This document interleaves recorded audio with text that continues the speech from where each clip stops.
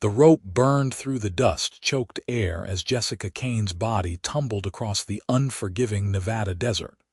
Her wrists bound tight and tethered to the galloping sorrel mare that dragged her like a sack of grain behind three outlaws who laughed at her screams. Blood smeared across the rocky ground as her dress tore against sage brush and sharp stones, each impact forcing the air from her lungs in desperate gasps. The sun beat down mercilessly on this August afternoon in 1878, turning the desert into a furnace that cooked her exposed skin, while the rope jerked her forward relentlessly. Through the haze of pain and terror, she heard the bandits whooping and hollering, celebrating their prize even as they destroyed it. She had been walking back from the schoolhouse in Piach, where she taught reading and arithmetic to the mining town's children when they had surrounded her on the dusty road. Three men with faces covered by bandanas, eyes cruel and calculating. They had wanted information about the silver shipment leaving town, thought she might know something useful being the daughter of the assayer.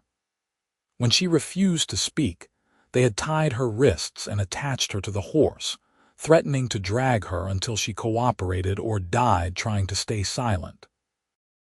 Jessica had chosen silence, even knowing what it would cost her. The rope jerked violently as the horse jumped over a dried creek bed, and Jessica felt something in her shoulder give way with a pop that sent white-hot agony through her entire body. She could not scream anymore. Her throat was too raw, her lungs too desperate for air. The world had become nothing but pain and heat, and the terrible certainty that she would die out here in the wasteland between Piach and nowhere. Then she heard it, a sharp crack that split the air like thunder. The rope went slack instantly, and momentum carried her tumbling across the ground in a boneless roll that should have killed her, but somehow did not. She came to rest against a scrubby juniper bush, gasping like a landed fish, unable to process that the dragging had stopped. Through swollen eyes, she saw a figure on horseback, tall and broad-shouldered, silhouetted against the merciless sun. He held a rifle in one hand, smoke still curling from the barrel. He had shot the rope, cut it clean through with a single bullet. The outlaws wheeled their horses around, reaching for their weapons, but the stranger was faster. Two more shots rang out in quick succession, kicking up dirt directly in front of the lead horse. The animal reared back, nearly unseating its rider, and the message was clear as church bells on Sunday morning. "That is far enough," the stranger called out, his voice carrying across the desert with absolute authority. "Next shots go through flesh instead of rope. Your choice." The three outlaws exchanged glances, weighing their options. One of them, a wiry man with a scar across his cheek visible even beneath the bandana, spat into the dust. "She ain't worth dying for, boys. We got other ways to get what we need." They turned their horses and rode off in a cloud of dust, leaving Jessica broken and bleeding in the dirt. The stranger dismounted in one fluid motion, and was beside her before she could fully comprehend that she was free. He was younger than she expected, maybe 25 years to her 22, with sun-bronzed skin and eyes the color of creek water in spring. Dark hair fell across his forehead beneath a battered hat, and his face held the kind of weathered handsomeness that came from years spent under open sky. "Easy now," he said, his voice gentler than it had been moments before. "Do not try to move just yet. Let me see how bad it is." His hands moved over her with practiced efficiency, checking for broken bones and serious bleeding. She flinched when he touched her shoulder, and he nodded grimly. "Dislocated. I can set it, but it is going to hurt worse than anything you have felt today, and that is saying something." Jessica managed to croak out a single word. "Do it." He met her eyes, and something passed between them in that moment. Recognition maybe, or understanding. He gave one sharp nod, positioned his hands carefully, and pulled. The joint popped back into place with a sickening sound, and Jessica's vision went white with pain. She might have screamed. She honestly could not tell anymore. When the world came back into focus, she was lying with her head in his lap, and he was carefully dripping water from a canteen onto her cracked lips. "Slow sips," he instructed. "Not too much at once." The water was the most beautiful thing she had ever tasted. "Name's Cole Lawson," he said as he worked. "I have been tracking those three for 2 weeks now. They robbed a stage outside of Eureka, killed the driver and guard. Would have caught them yesterday if I had not lost their trail in the rocks." Jessica tried to speak, but her throat would not cooperate. Cole shook his head. "Save your strength. We need to get you back to town before nightfall. Can you ride?" She nodded, though she was not certain it was true. Everything hurt in ways she had not known were possible. But staying out here in the desert was not an option, and she would crawl back to Piotch on her hands and knees before she let those men win. Cole retrieved his horse, a magnificent paint stallion with intelligent eyes, and somehow managed to get Jessica into the saddle without causing her too much additional pain. He swung up behind her, one arm wrapped securely around her waist to keep her upright, and turned the horse toward town. The ride back took hours. The sun was beginning its descent toward the western mountains by the time the buildings of Piotch came into view, casting long shadows across the dusty streets. Jessica drifted in and out of consciousness, aware only of the steady rhythm of the horse's gait and the solid warmth of Cole's body behind her, keeping her safe. The town erupted into activity when they rode down Main Street. Someone ran for the doctor while others rushed forward to help. Jessica saw her father's face, pale and stricken, as Cole carefully handed her down to waiting arms. She wanted to tell him she was all right, that she would heal, but the words would not come. Dr. Benjamin Crawford took charge immediately, directing that she be brought to his office above the general store. Cole carried her himself, refusing to relinquish his burden until she was safely on the examination table. Through the fog of pain and exhaustion, Jessica was aware of him standing in the corner, hat in his hands, watching as the doctor cut away the remains of her dress and began to assess the damage. "She will live," Dr. Crawford announced after what felt like an eternity. "Nothing broken except ribs, and those will mend. The shoulder was already set properly. Mostly she needs rest and time to heal. The girl is tougher than she looks." Jessica's father, Henry Kane, gripped the doctor's hand with both of his own. "Thank God, thank God." Then he turned to Cole, tears streaming down his weathered face. "You saved my daughter's life. How can I ever repay you?" Cole shook his head. "No payment necessary. I was just doing what needed to be done." But Henry would not hear of it. "At least let me buy you dinner. Stay in town a few days. You look like you could use a proper bed and a hot meal yourself." Cole glanced at Jessica, who was watching him through half-closed eyes, and something in his expression softened. "I suppose I could stay a day or two. Make sure those outlaws do not come back looking for revenge." Over the next week, Jessica began the slow process of healing. The cuts and scrapes scabbed over, the bruises faded from purple to green to yellow. Her ribs ached with every breath, and her shoulder throbbed constantly, but she was alive.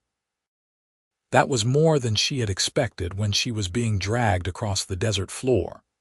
Cole stayed in town, taking a room at the boarding house run by Mrs. Fitzgerald, a kindly widow who made the best apple pie in 3 counties.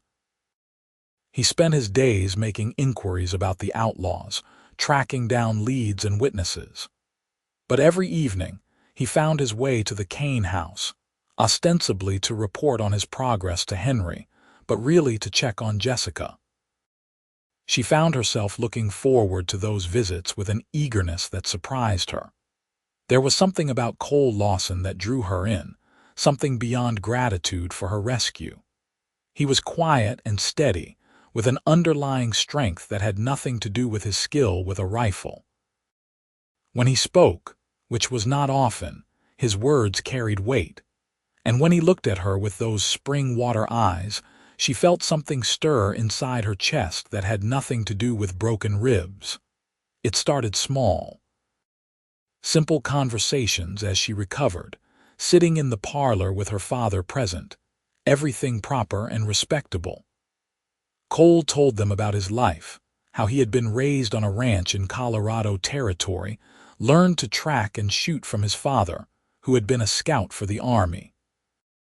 His parents were gone now, claimed by fever 5 years back, and he had taken to bounty hunting as a way to make his way in the world. "It is not a life I am proud of exactly," he admitted one evening, turning his hat in his hands in that nervous gesture Jessica had come to recognize. "But it is honest work, bringing criminals to justice, better than letting them run free to hurt more innocent people." Jessica, who had regained her voice along with her strength, said, "You saved my life. That makes it honest work in my book." Their eyes met across the parlor, and the air seemed to thicken between them. Henry cleared his throat pointedly, reminding them of his presence, and Cole looked away first, a slight flush coloring his tanned cheeks. But the connection had been made, delicate as spider silk and twice as strong.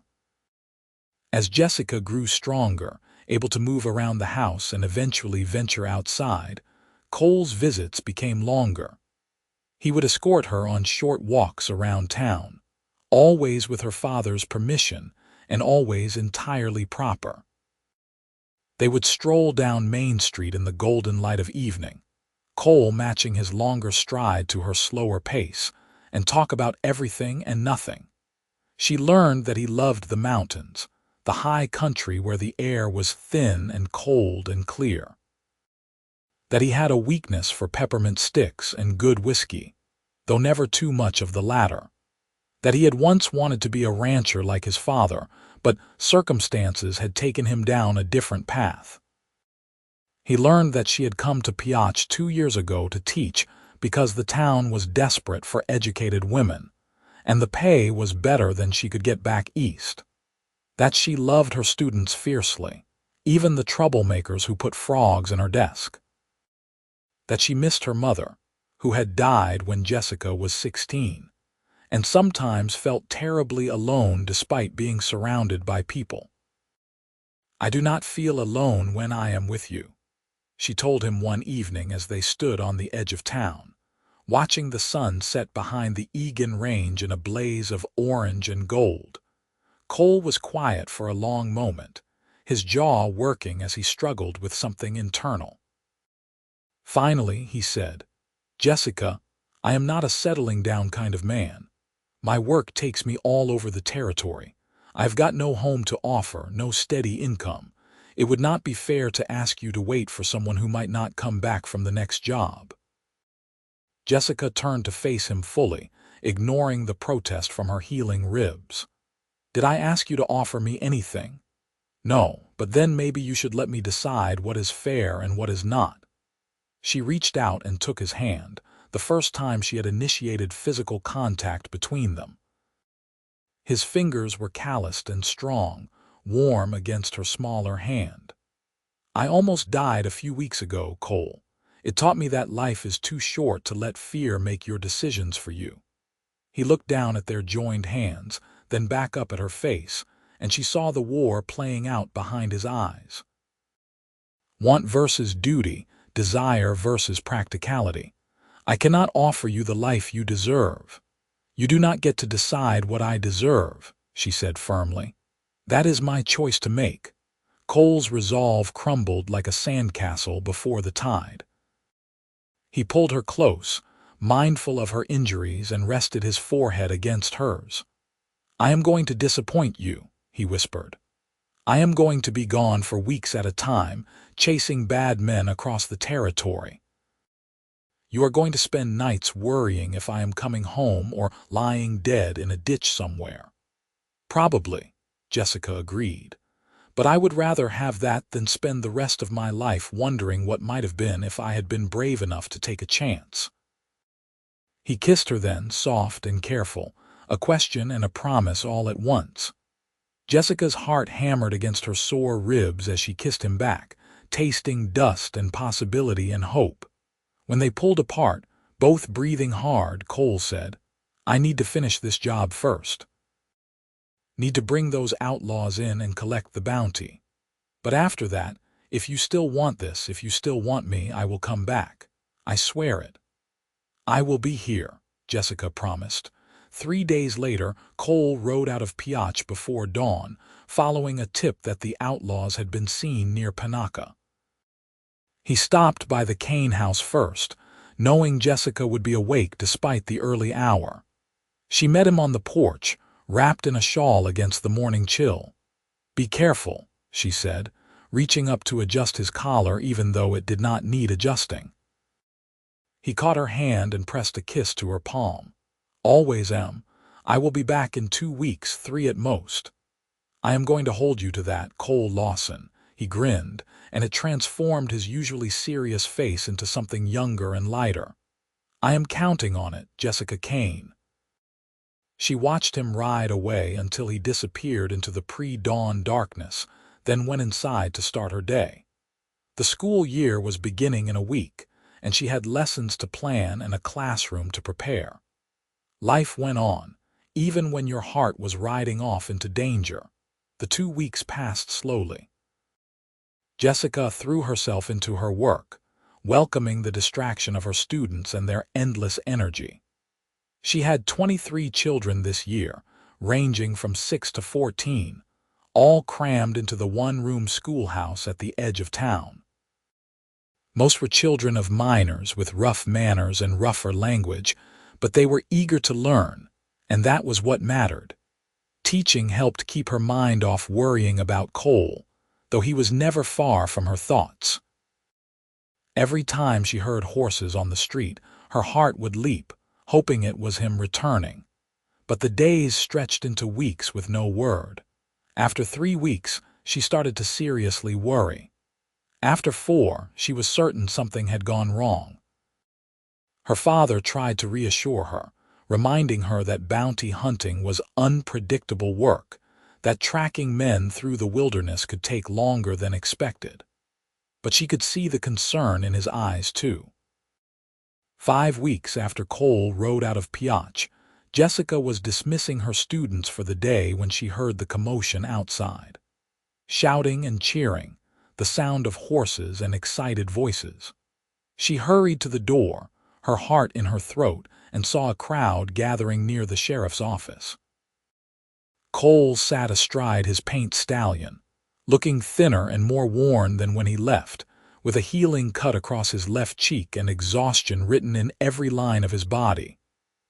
Behind him, tied to their horses with hands bound, were the 3 outlaws. The scarred one who had led them glared sullenly at the ground, all his earlier bravado gone. Jessica did not remember crossing the distance between the schoolhouse and Main Street. One moment she was standing in the doorway, the next she was beside Cole's horse, looking up at him with tears streaming down her face.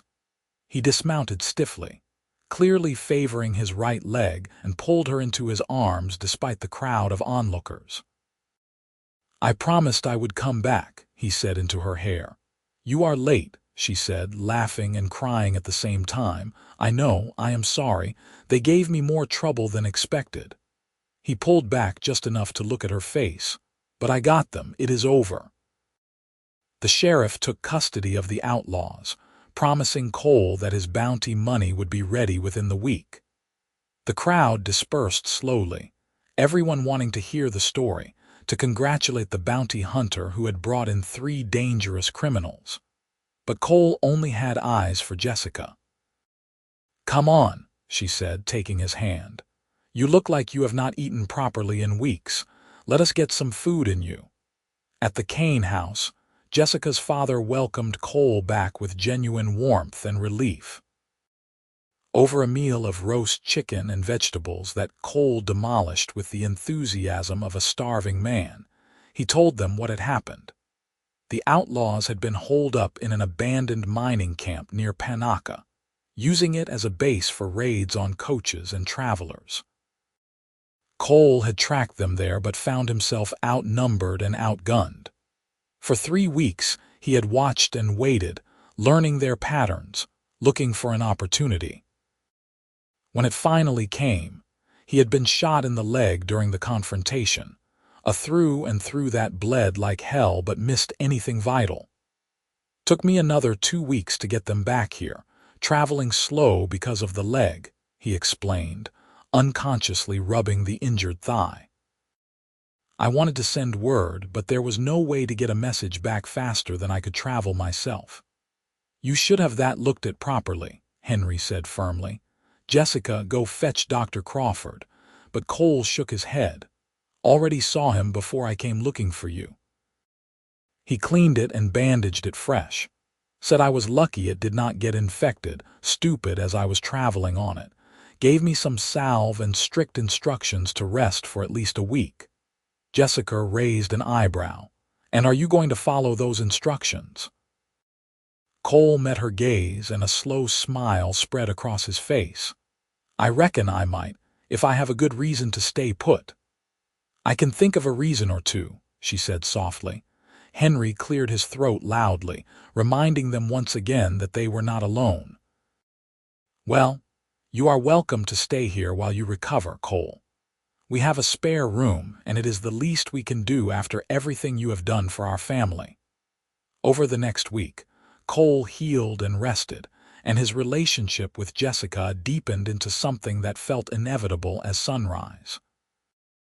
They spent hours talking, learning each other's thoughts and dreams and fears. Jessica discovered that, beneath his quiet exterior, Cole had a dry sense of humor that could make her laugh until her sides hurt.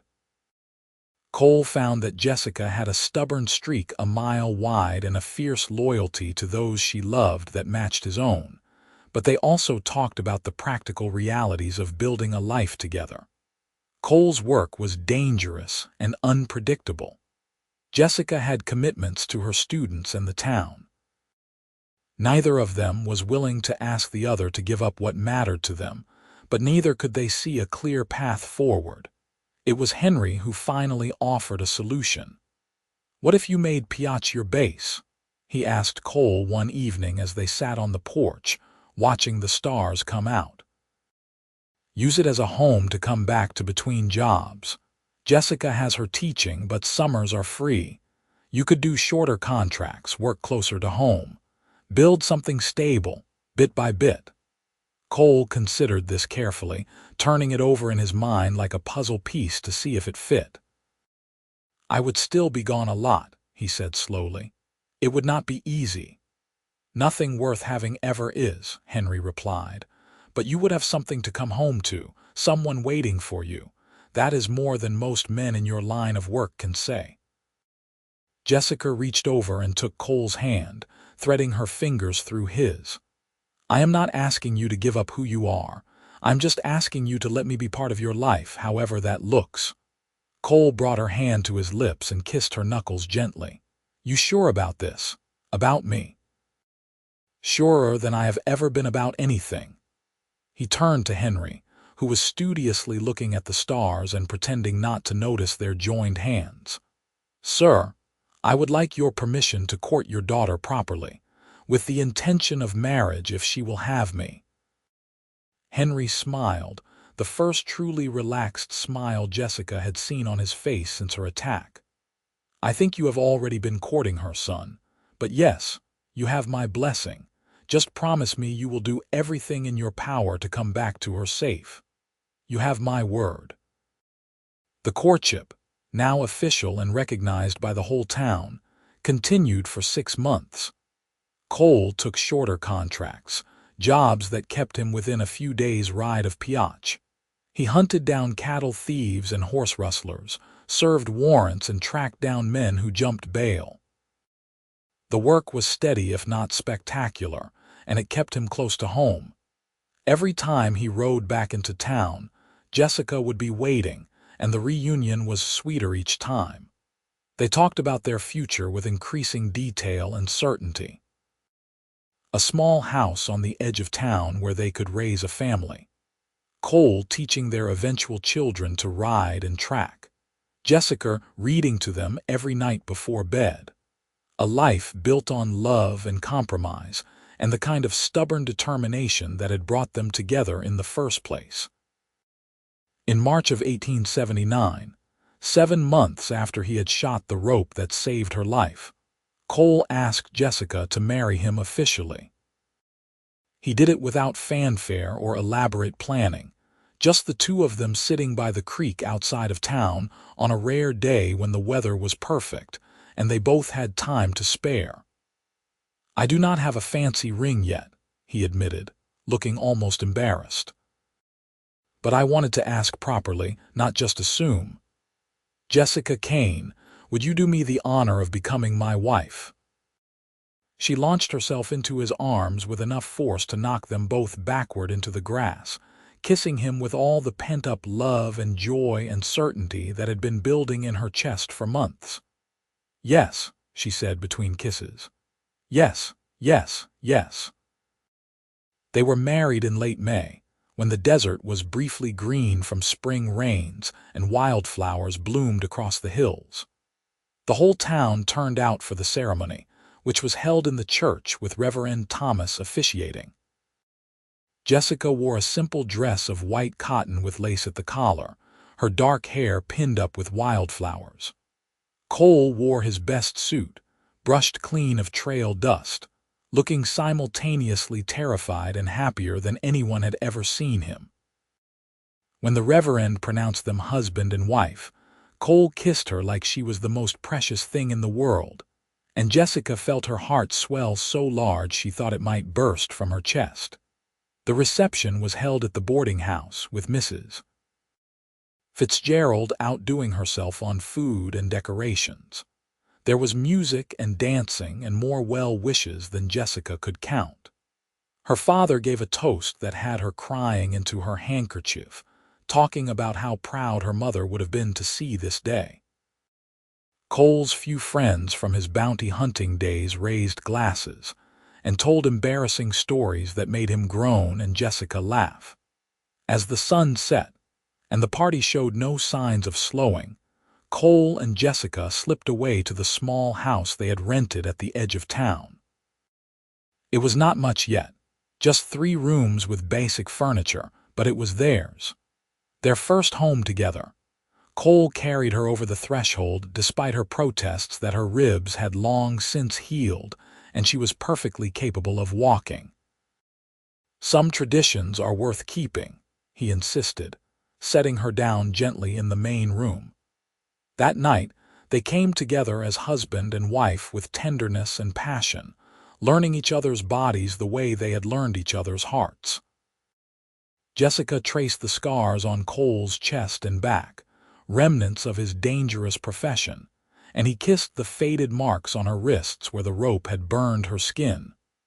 They were both marked by their pasts, but they faced the future together. The first year of marriage brought adjustments and challenges. Cole took jobs that kept him away for days or weeks at a time, and Jessica worried every moment he was gone. She continued teaching, pouring her energy into her students and the school. In the evenings, she would sit in the rocking chair Cole had built for her and work on sewing projects or read books, always keeping an ear out for the sound of hoofbeats that meant he was home. When Cole was in town, they made the most of every moment. He helped her prepare lessons and fix up the house, adding little touches that made it more comfortable. She taught him to read better, improving on the basic skills he had learned as a boy, and they would spend evenings reading together by lamplight. They were building a life together, piece by piece, compromise by compromise. In the fall of their first year of marriage, Jessica discovered she was pregnant. The news filled her with equal parts joy and terror. Bringing a child into the world while Cole risked his life tracking criminals seemed like tempting fate. But when she told him, sitting at their kitchen table with tears in her eyes, his reaction left no room for doubt. "A baby," he breathed, his hand moving to rest gently on her still flat stomach. "We are going to have a baby. Are you happy?" she asked, needing to hear it. He pulled her into his lap, holding her close. Happy does not even begin to cover it. Terrified, amazed, grateful, but mostly just so damn happy I can barely think straight. "I am scared," she admitted. "What if something happens to you? What if our child grows up without a father?" Cole was quiet for a long moment, his hand moving in slow circles on her back. "I have been thinking about that, about taking fewer jobs, working closer to home. Sheriff Morton has been talking about needing a deputy. The pay is not as good as bounty hunting, but it is steady and safer. I could be home every night." Jessica pulled back to look at him. "Would you be happy doing that? You have always been so independent." "I would be happy keeping my family safe," he said firmly. "You and this baby are my priority now. Everything else comes second." Over the next few months, Cole transitioned from bounty hunting to working as a deputy sheriff. The work was different, more about keeping the peace in town than tracking criminals across the territory, but it suited him. He was good at diffusing tense situations, and had a natural authority that made even the roughest miners think twice about causing trouble. And he was home every night, which was all Jessica really cared about. Her pregnancy progressed smoothly, though she had to give up teaching in her 7th month when standing for long periods became too difficult. The school board assured her the position would be waiting when she was ready to return. Cole fussed over her like a mother hen, constantly worrying that she was doing too much or not eating enough. She found it equal parts endearing and exasperating. On a warm June evening in 1880, Jessica went into labor. Dr. Crawford was summoned immediately, and Henry paced the parlor while Cole held Jessica's hand through every contraction, looking more frightened than she had ever seen him face down armed criminals. "You are doing great," he kept saying, though his voice shook. "Just breathe. You are so strong." "Easy for you to say," she gasped between contractions. "You are not the one pushing a human being out of your body." Despite the pain and fear, she felt an absurd urge to laugh at the look of absolute panic on his face. After 16 hours of labor, their son was born just as the sun was rising. He came into the world screaming his displeasure at the whole process, healthy and perfect and beautiful. Dr. Crawford placed the squirming bundle in Jessica's arms, and she fell instantly and irrevocably in love.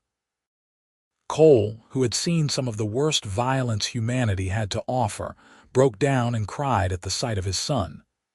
"He is perfect," he whispered, running one gentle finger down the baby's impossibly soft cheek. "You are perfect, both of you."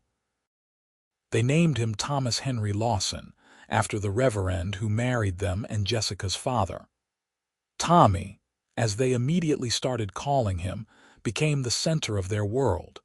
Cole proved to be a natural father, patient and gentle despite his rough exterior. He would walk the floor for hours with Tommy when the baby was fussy, singing soft lullabies in a surprisingly good voice. Jessica recovered her strength slowly, aided by the help of her father and the kind women of the town who brought meals and offered advice. By the time Tommy was 3 months old, she was feeling more like herself and starting to think about returning to teaching the next school year. The months turned into years, and their little family found its rhythm. Cole continued working as deputy, eventually becoming the sheriff when Morton retired. Jessica returned to teaching part-time, working half-days so she could be home with Tommy in the afternoons. They saved money carefully, planning for the future. When Tommy was 2 years old, they discovered Jessica was pregnant again. This pregnancy was harder than the first, with more sickness and fatigue, but their daughter was born healthy in the spring of 1883. They named her Catherine Margaret Lawson, Katie for short, and she had her father's eyes and her mother's stubborn determination from the very start. Life was chaotic with two young children, Cole's demanding job and Jessica's teaching, but it was also full of joy and laughter. Tommy was fascinated by everything his father did, following him around like a shadow whenever Cole was home. Katie was fearless from the moment she could crawl, constantly getting into things she should not and giving her parents heart attacks on a regular basis. On quiet evenings, after the children were asleep, Cole and Jessica would sit on their porch and watch the stars come out over the Nevada mountains. "Do you ever think about that day?" Cole asked one night.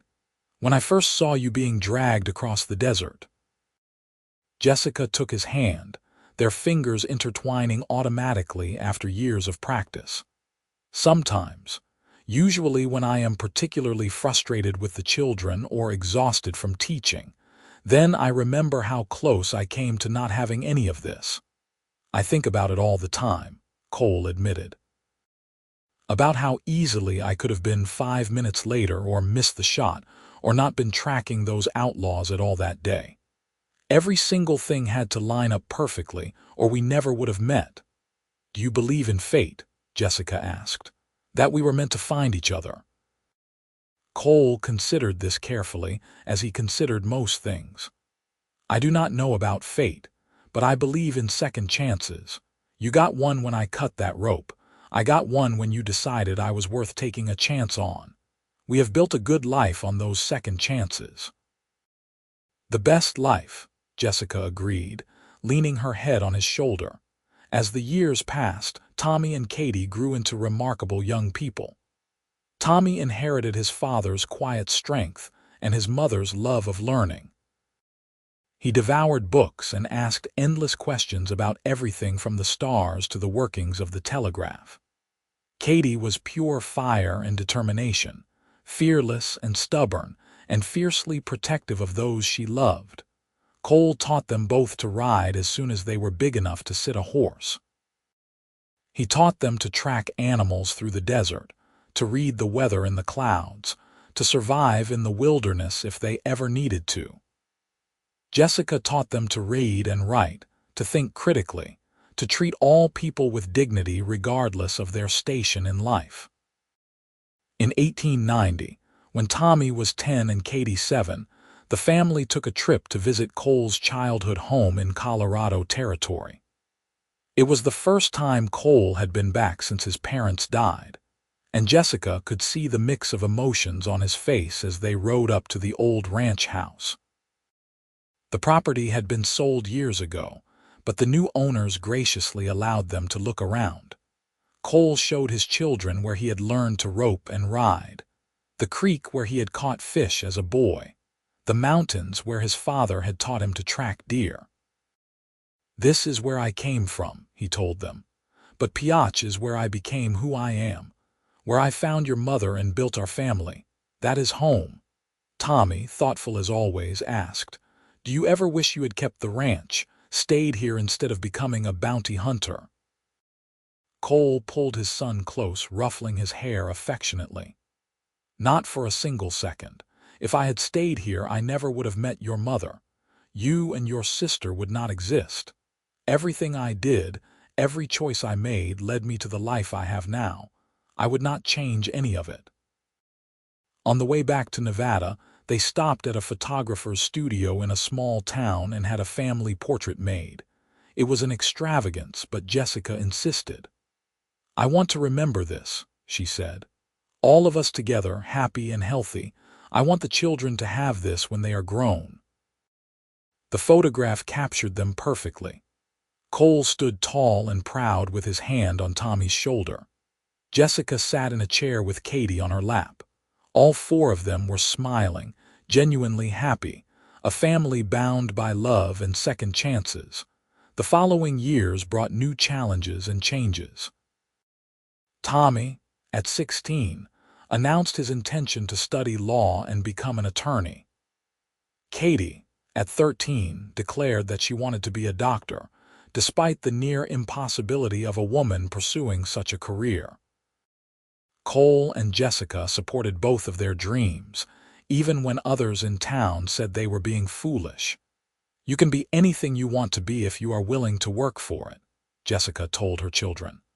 "Your father and I did not have easy paths to the life we built. But we never gave up, and neither should you." Tommy left for school in San Francisco in 1896, and Jessica cried for 3 days straight despite being proud of him. Cole, who had always struggled with showing emotion, admitted that the house felt too empty without their son's quiet presence. Katie followed her own dreams with characteristic determination. She studied with Dr. Crawford, who had become like family over the years, learning everything he could teach her. When she was 18, she left for medical school back east, one of only a handful of women accepted into the program. Jessica and Cole saw her off at the train station, their hearts simultaneously breaking and bursting with pride. With both children grown and gone, Cole and Jessica found themselves alone together for the first time in nearly 20 years. It was strange at first, the quiet house that had always been full of noise and activity. But they rediscovered each other in those years, the couple they had been before children and responsibilities took over. Cole retired from being sheriff in 1900, after 15 years of service. He was 57 years old, still strong but beginning to feel the accumulated injuries of his hard life. He and Jessica talked about traveling, about seeing the places they had always wondered about but never had time to visit. They took a trip to San Francisco to visit Tommy, who had become a successful attorney with a lovely wife and 2 children of their own.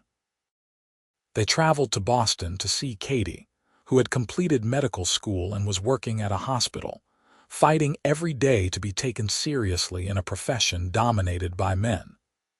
They visited the Grand Canyon and stood on the rim, hand in hand, marveling at the beauty of the world. But they always came back to Piotch, to the little house that had grown and expanded over the years but remained fundamentally the same. To the town where their story had begun, where Cole had shot a rope and caught Jessica's fall, where they had built a life worth living. In 1905, on their 26th wedding anniversary, they renewed their vows in the same church where they had married. Tommy and Katie both came home for the occasion, bringing their own growing families. The church was packed with friends and well-wishers, people whose lives had been touched by Cole and Jessica over the decades. Reverend Thomas, now ancient but still sharp as ever, conducted the ceremony. 26 years ago, I married these 2 young people who barely knew each other but were certain they had found something worth holding on to. I am pleased to report that they were correct. Cole and Jessica Lawson have built a marriage based on love, respect, mutual support, and an extraordinary amount of stubbornness. Laughter rippled through the crowd, and Jessica squeezed Cole's hand. They have shown us all what it means to commit to another person, not just in the easy times but through all the challenges life throws at us. They have raised 2 remarkable children who are making their own marks on the world. They have served this community with dedication and grace. And through it all, their love for each other has only grown stronger. When it came time to recite their vows again, Cole and Jessica faced each other, older and grayer but with the same love in their eyes that had been there on their wedding day. "Jessica," Cole said, his voice strong and clear despite his age, 26 years ago I promised to love and cherish you for the rest of my life. That was the easiest promise I ever made and the one I am most proud of keeping. You have given me everything I never knew I wanted: a home, a family, a purpose beyond just surviving.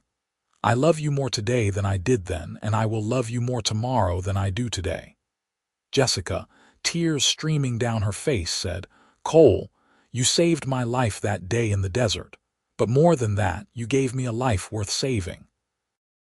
You have been my partner, my best friend, my rock through everything. You supported my dreams and helped me become the person I was meant to be. I would choose you 1,000 times over in any life, in any circumstance. I love you with everything I am." They kissed to thunderous applause, and Jessica felt the same flutter in her chest that she had felt as a young bride. The years continued to pass, gentler now that the hard work of building a life was behind them. Cole took up woodworking, creating beautiful furniture for their children and grandchildren. Jessica wrote her memoirs, wanting to preserve the story of their life together for future generations. They spent long evenings reading together, taking walks through town, visiting with the grandchildren when they came to stay. Dr. Crawford passed away in 1908, and Katie came home for the funeral. She stayed for a month, helping Jessica sort through the old doctor's papers and effects, many of which he had left to her as his protege and friend. It was bittersweet, saying goodbye to the man who had patched them up so many times over the years. Henry Kane lived to the remarkable age of 86, passing peacefully in his sleep in 1910. Cole and Jessica were with him at the end, holding his hands as he slipped away. His last words were, "Take care of each other. Keep loving each other the way you always have." "We will," Jessica promised through her tears. "We will." In 1912, Tommy and his family moved back to Piach.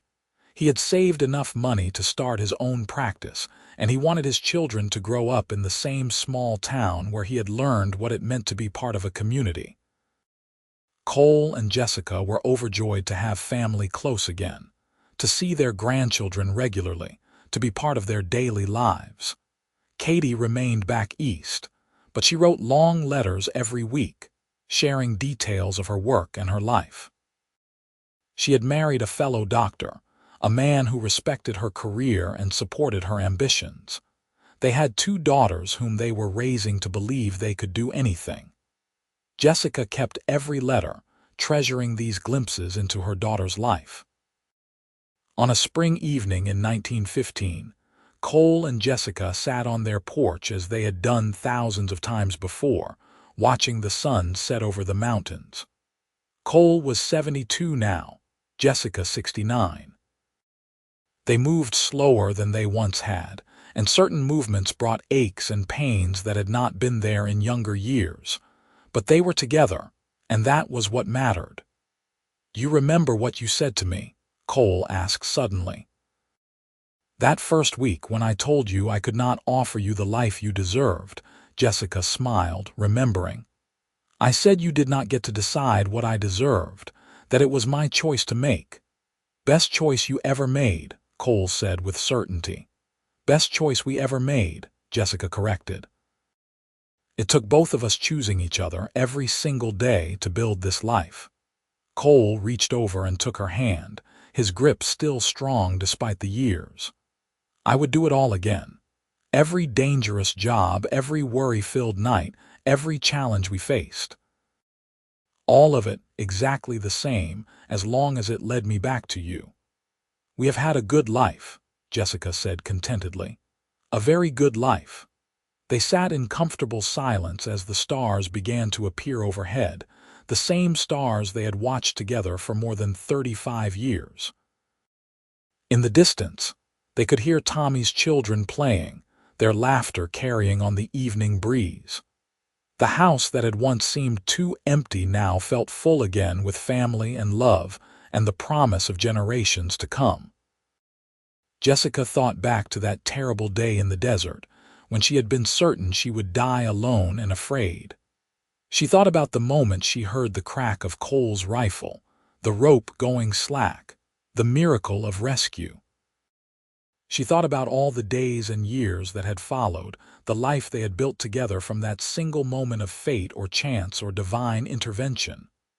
"Thank you," she said quietly. "For what?" Cole asked. "For shooting the rope. For catching my fall. For choosing me every day since." Cole brought her hand to his lips and kissed it gently. "Thank you for being worth catching, for giving me a reason to come home, for loving me even when I did not think I deserved it." As the last light faded from the sky and the desert cooled around them, Cole and Jessica Lawson sat together on their porch, hands intertwined, hearts full, grateful for the second chances that had brought them together and the love that had sustained them through it all. Their story had begun with violence and terror and pain, but it had become something beautiful. A testament to the power of love to heal wounds, to build bridges, to transform lives. In the years that followed, they would face more challenges as age caught up with them both. There would be health scares and losses, the inevitable decline that came with getting older. But they would face it together, as they had faced everything since that day in 1878 when a cowboy shot a rope and caught a falling woman, and two lives changed forever. Their love story became legend in Piotch, passed down through generations, as an example of what two people could build when they were brave enough to take chances on each other. Children would grow up hearing about how Sheriff Lawson had saved the schoolteacher from outlaws, how they had fallen in love and raised a family, and stayed devoted to each other for decades. Cole passed away in 1920 at the age of 77, his heart finally giving out after a lifetime of hard use. He died at home, in the bed he had shared with Jessica for more than 40 years, surrounded by his wife and children and grandchildren. His last words were for Jessica. "I will find you again," he whispered. "In whatever comes next, I will find you." "I will be waiting," she promised, holding his hand as he slipped away. Jessica lived another 5 years, cared for by her family but never quite the same after losing her partner. She remained sharp and engaged, spending time with her grandchildren and great-grandchildren, continuing to write and read and stay connected to the world. But everyone could see that part of her heart had gone with Cole. She passed away peacefully in the spring of 1925, just a few weeks after her 82nd birthday. Katie had come home to be with her, and she was holding her mother's hand when the end came. Jessica's last conscious thought was of Cole. She could almost see him, young and strong and handsome as he had been that day in the desert, extending his hand to her with that quiet smile that had stolen her heart. She reached for him, and the darkness became light. They were buried side by side in the Piotch cemetery, their graves marked with simple headstones that bore their names and dates and a single shared inscription. Two lives, one love, forever intertwined. Their story lived on through their children and grandchildren, through the family they had created and the community they had served. Tommy's children became teachers and lawyers, carrying on the legacy of education and justice. Katie's daughters became doctors and scientists, proving that women could achieve anything they set their minds to. And sometimes, on quiet evenings when the desert air was still, and the stars were bright overhead, people walking past the old Lawson house would swear they could see two figures sitting on the porch, hands intertwined, watching the sunset together just as they had done in life. Whether it was ghost or memory or simply the power of a love that refused to die, no one could say for certain. But everyone in Piotch knew the story of Jessica Kane and Cole Lawson. They knew how it began with violence and ended with devotion. They knew that sometimes the worst moments of our lives can lead to the best chapters of our stories. They knew that love, real love, was worth fighting for, worth risking everything for, worth building a lifetime on. And they knew that somewhere, somehow, Cole and Jessica were still together, still holding hands, still watching sunsets over the Nevada mountains. their love eternal as the desert itself. The end of their earthly story was just the beginning of their legend, a tale of courage and love and second chances that would be told in Piotch for generations to come, inspiring others to believe in the transformative power of love and the possibility of finding your person in the most unexpected circumstances. From the moment a rope burned through the air in the summer of 1878 to the final peaceful breaths drawn decades later, Cole and Jessica Lawson lived a love story for the ages. They proved that heroes do not always wear white hats and ride off into the sunset alone. Sometimes the greatest act of heroism is shooting a rope to save a life. And sometimes the bravest thing you can do is choose to love someone despite all the logical reasons why you should not. Their house still stands in Piotch, lovingly maintained by their descendants who continue to call the town home. The school where Jessica taught has been rebuilt and modernized, but a plaque near the entrance commemorates her years of service. The sheriff's office displays a photograph of Cole in his prime, a reminder of the man who kept the town safe for so many years. And in the desert outside of town, if you know where to look, you can still find the place where it all began. The juniper bush is long gone, and the landscape has changed over more than a century. But the mountains still stand eternal, and the sun still sets in blazing gold and orange, and the story lives on. Jessica Kane was being dragged behind a horse by outlaws on an August day in 1878. Cole Lawson shot the rope and caught her fall. And from that single moment of violence and rescue, a love story was born that would last a lifetime and beyond. Proof that sometimes the darkest moments can lead to the most beautiful light, and that love, when it is real and true and fought for, can conquer anything.